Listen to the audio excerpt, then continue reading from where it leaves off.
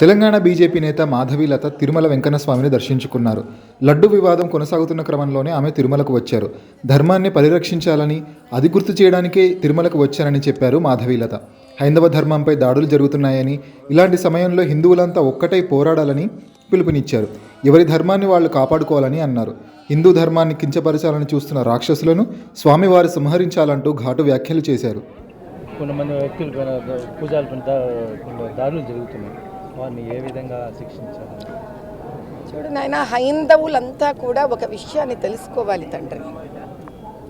గుళ్ళ మీద దాడులు జరుగుతున్నా కూడా, దేవాలయాల్లోని పండితుల మీద దాడులు జరుగుతున్నా, భక్తుల మీద దాడులు జరుగుతున్నా, ఈ భారతదేశంలో 120 పైన కోట్ల ఉన్న హైందవులందరం ఏం చేస్తున్నాము? కదలి రావాలి నాయన. హైందవులందరూ ఒక అపర వరద అయ్యి కదలి రావాలి. హైందవ శక్తి జాగృతం కావాలి. మన దేవాలయాలంటే మన పిల్లలతో సమానం. మన ధర్మం అంటే మన వంశ ప్రతిష్టతో సమానం.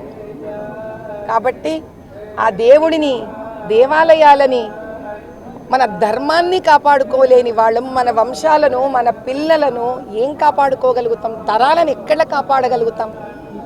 కాబట్టి ఇది ఒకరి బాధ్యత కాదు, మన అందరి బాధ్యత అని భావించే వ్యక్తిని కాబట్టే నేను తరలి వచ్చాను.